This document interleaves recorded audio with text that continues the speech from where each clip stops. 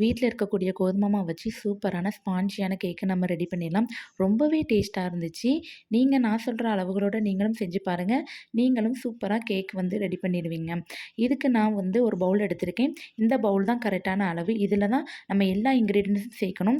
இதில 4 முட்டை உடைச்சு ஊத்திருக்கேன். அதே அளவுக்கு தான் கோகோனட் ஆயில் சேர்த்துருக்கேன். அதுக்கப்புறம் 1 கப்பு வந்து சீனி சேர்த்துக்கோங்க. ஒரு பிஞ்சு உப்பு, 1/2 டீஸ்பூன் வந்து ஏலக்காய் தூள் சேர்த்து நல்லா மிக்ஸில அடிச்சுட்டு எடுத்து வந்துக்கோங்க. இது சூப்பரா அந்த மாதிரி கிரீமியான கன்சிஸ்டன்சி இருக்கணும். இதான் கரெக்டான அளவு. அதுக்கப்புறம் வந்து 2 பங்கு வந்து கோதுமை மாவு எடுத்துக்கோங்க. அலசல்ல தட்டிக்கோங்க. 3/4 டீஸ்பூன் சோடா உப்பு சேர்த்து நல்லா அலசல்ல அலசி எடுத்துக்கோங்க.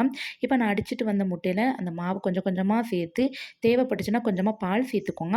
பால் சேர்த்துட்டு நம்ம கேக் செய்யக்கூடிய பாத்திரத்தில ஆயில் அப்ளை பண்ணிட்டு, இத சேர்த்துட்டு மேல கொஞ்சம் கார்னிஷுக்காக அண்டிப்பா பருப்பு, முந்திரி பழமும் சேர்த்துருக்கேன். அப்புறம் ப்ரீ ஹீட் பண்ணக்கூடிய பாத்திரத்தில வச்சு ஒரு 3/4 மணி நேரம் விட்டு எடுத்துட்டிங்கன்னா, சூப்பரான ஸ்பான்ஜியான கேக் ரெடி ஆயிரும். ட்ரை பண்ணி பாருங்க.